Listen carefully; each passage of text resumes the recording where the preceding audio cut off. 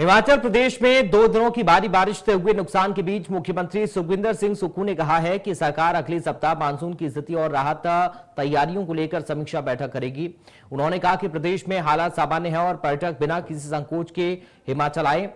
इस दौरान मुख्यमंत्री ने शिमला के अटल सुपर स्पेशलिटी आयुर्विज्ञान संस्थान में अत्याधुनिक 3 टेस्ला MRI मशीन का शुभारंभ भी किया और स्वास्थ्य क्षेत्र में कई नई सुविधाओं की घोषणा की। देखो, जब से हमारी सरकार आई है 2-3 सेक्टर हमारे प्रायोरिटी सेक्टर है। पहला सेक्टर एजुकेशन है, दूसरा सेक्टर हेल्थ है, तीसरा सेक्टर रूरल इकॉनमी है। मुख्यमंत्री बनने के बाद जब मेरी डॉक्टर से इंटरेक्शंस हुई, IGMC के डॉक्टर से इंटरेक्शंस हुई, टांडा के डॉक्टर से इंटरेक्शंस हुई, हमारे चंबा के डॉक्टरों से इंटरेक्शंस हुई, मंडी के डॉक्टरों से इंटरेक्शन हुई, तो एक बहुत बड़ा अंतर गैप पाया गया। पिछले 15-20 साल से टेक्नोलॉजी की दिशा में नहीं सोचा गया और टेक्नोलॉजी की दिशा में सोचते हुए हमने कहा कि हेल्थ और एजुकेशन सेक्टर में पैसे की कमी नहीं रहने देंगे। मुझे खुशी है कि जो IGMC में MRI मशीन पिछले हमारी सरकार बनने से पहले और उसके 1 साल बाद तक 19 साल पुरानी MRI मशीन थी और जो CT स्कैन थे वो भी पुराने थे और चमियाना में MRI मशीन थी ही नहीं। हमने चमियाना, IGMC, टांडा और मंडी और हमीरपुर में MRI मशीन्स 3 टेस्ला जो दिल्ली एम्स में अभी लगी है, जो दुनिया की सबसे बेहतरीन मशीन MRI 3 टेस्ला है जिसमें AI इनबिल्ड है, उसको यहाँ लगाया है।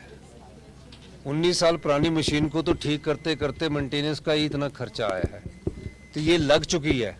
अब जल्दी हम नेर चौक की MRI मशीन का शुभारंभ करेंगे, उद्घाटन करेंगे और मुझे खुशी है कि पहला हिमाचल प्रदेश का रोबोटिक सर्जरी जो चमियाना सुपर स्पेशलिस्ट हॉस्पिटल में हुई है और उसके बाद ये IGMC में हुआ, उसके बाद ये नेर चौक में शुरू हो चुकी है और टांडा में शुरू हो चुकी है।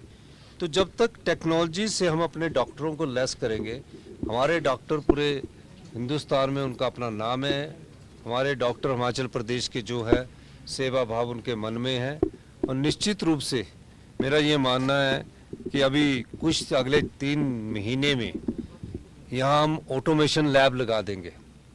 चमियाना में भी, IGMC में भी, हमीरपुर में भी, नेर चौक में भी और टांडा में भी। ऑटोमेशन लैब का क्या उद्देश्य रह जाता है? जिस तरह रोबोटिक सर्जरी से टेक्नोलॉजी अपग्रेडेशन हुआ, अब रोबोटिक सर्जरी की डेट जो एम्स में है वहाँ डेट लेनी पड़ती है कि हमें रोबोटिक सर्जरी करवानी है, MRI की डेट लेनी पड़ रही है। हमारा मकसद है कि इन मेडिकल कॉलेज में कोई डेट ना हो, 0 लेवल पर इसको लाया जाए और जिस दिन पेशेंट आया उस दृष्टिकोण से उसका MRI भी हो, CT स्कैन भी हो, पर उसमें अभी कुछ समय लगेगा। 40 साल बिगड़ी व्यवस्था में सुधार करने में कुछ समय लगेगा। जो ऑटोमेशन लैब है, ये जो कर्सना लैब है, ये लैब पैथ है, ये एम्स में जो लगी हुई है, मैं खुद उसको देख के आया हूँ और वर्ल्ड क्लास जो पूरी दुनिया में है, उस ऑटोमेशन लैब को हम चमियाना में लगा रहे हैं, हम IGMC में लगा रहे हैं, सभी मेडिकल कॉलेज में लगा रहे हैं और तकरीबन ऑटोमेशन लैब पर हम 125 करोड़ रुपया खर्च करने जा रहे हैं, जिसमें सभी टेस्ट, जिसमें ह्यूमन टच बहुत कम होगा, ऑटोमेटिकली ही वो सारे आपके टेस्ट एक ही इससे हो जाएंगे और एग्जैक्ट टेस्ट होंगे।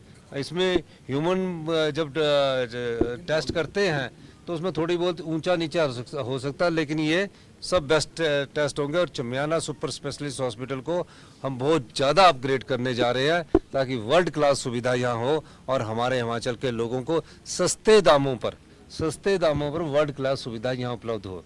अभी जो रोबोटिक सर्जरी है, हम गरीब आदमी को 30,000 रुपये में, 50,000 में चमियाना में रोबोटिक सर्जरी कर रहे हैं। इसकी कीमत कितनी है?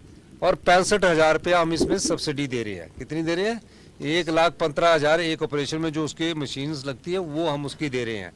और यही सर्जरी अगर 50,000 की करवानी हो, बाहर 40s में करवानी हो तो 5 लाख रुपया लगता है। MRI करवाना हो और पेट स्कैन करवाना हो तो 20-20, 25-25 हज़ार रुपये लग रहे हैं। यहाँ सरकारी दाम पर मिल रहे हैं। तो हम हिमाचल के लोगों के लिए मेडिकल हेल्थ को बहुत ज़्यादा बढ़ावा दे रहे हैं।